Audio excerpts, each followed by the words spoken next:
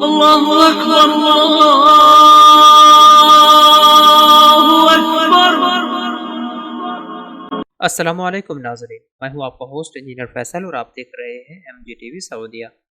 ناظرین، جو لوگ سعودیہ کے رہائش پذیر ہیں ان کو یہ تو معلوم ہوگا کہ سعودیہ کا قانون کتنا سخت ہے اور اس پر تقریباً عمل درآمد بھی کروایا جا رہا ہے، اور انہی قوانین کی وجہ سے سعودیہ میں دہشت گردی، ڈکیتی اور قتل وغیرہ کے واقعات نہ ہونے کے برابر ہوتے ہیں۔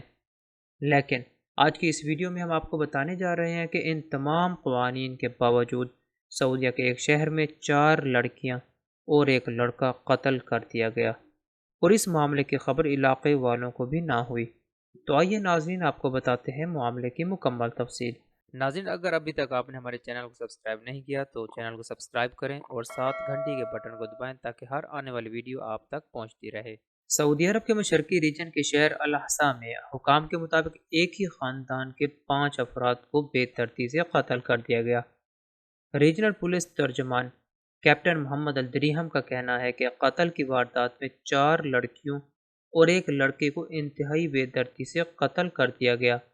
مقتولین کی عمریں 14 سے 19 برس کے درمیان تھیں۔ مقامی ویب نیوز سبق کے مطابق اجتماعی قتل کی واردات کے بارے میں شبہ کیا جا رہا ہے کہ مقتولین کا بھائی، جو کہ نفسیاتی مریض تھا، اس نے چاروں بہنوں کو قتل کرنے کے بعد اپنے آپ کو بھی ہلاک کر لیا۔ ایم بی سی نے بھی ہولناک قتل کے حوالے سے پروگرام میں اہل علاقہ اور متاثرہ خاندان کے پڑوسیوں سے گفتگو کی، جس میں انہوں نے بتایا کہ واردات کے وقت نہ تو کسی قسم کی چیخ پکار سنی گئی اور نہ ہی کوئی غیر معمولی حالات دیکھے گئے۔ لوگوں کا کہنا تھا کہ اچانک بڑی تعداد میں پولیس موبائلز کی وجہ سے محلے میں بھگدڑ مچ گئی۔ پولیس اہلکاروں کی آمد پر معلوم ہوا کہ ان کے محلے میں قتل کی واردات ہوئی ہے۔ ناظرین، دوسری جانب مقامی جریدے عکاظ نے مقتولین کے ماموں اسماعیل الصالح کے حوالے سے کہا ہے کہ ان کی بہن اور بہنوئی نے اپنا نیا گھر بنایا تھا، جہاں وہ منتقل ہونے کے لیے تیاریوں میں مصروف تھے۔